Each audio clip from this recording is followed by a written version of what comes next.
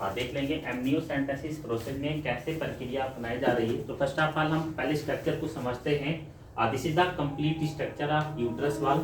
इसके बाहर जो लेयर है दिस इज द यूट्रस वाल। ये एक यूट्रस की वाल है या इसे हम यूट्राइन लेयर या यूट्राइन वाल भी कहते हैं।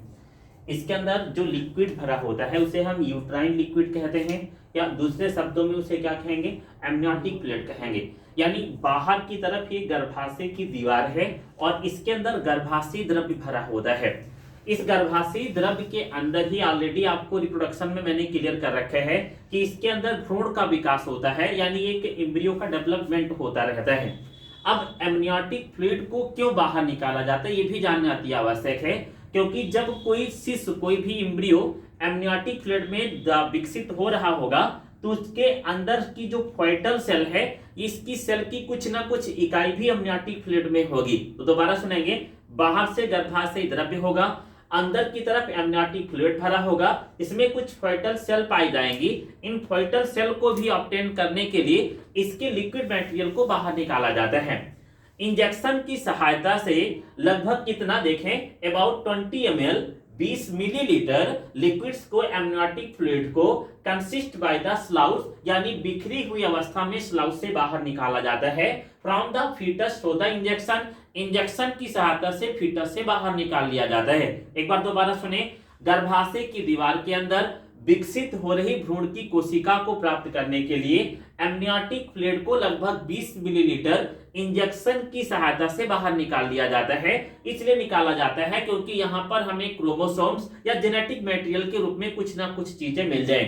This is the first step.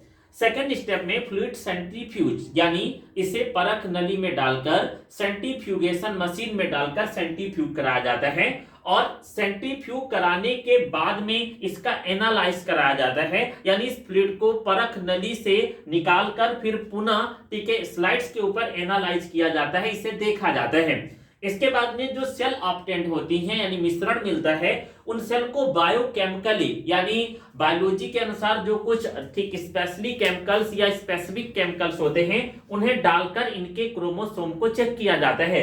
अब केमिकल्स में कोई भी ऐसा रसायन होगा जो बायोलॉजी के अकॉर्डिंग यूज किया जाता होगा, उस केमिकल्स को हम सेल के ऊपर पेट्री डिस्क में डालते हैं और फिर सेल को एनालाइज करते हैं।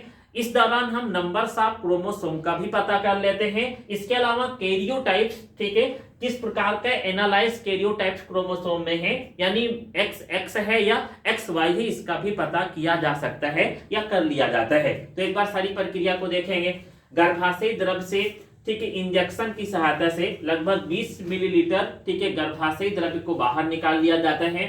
देन इसे परख नली के अंदर फ्लूइड के रूप में डालकर परख नली को सेंट्रीफ्यूग कराया जाता है। देन इसके बाद इसे एमनियोटिक एनालाइज के रूप में देखकर फिर ये पता कर लिया जाता है कि इसमें किस प्रकार की कोशिकाएं हैं। देन इन कोशिकाओं को पेट्री डिस्क में ट्रांसफर करके विशेष रसायनों के माध्यम से बायोकेमिकली एनालाइज किया जाता है, जिसमें numbers of chromosome and types of chromosome को पता कर लिया जाता है। यह प्रक्रिया एमिनोसेंटेसिस कहलाती है।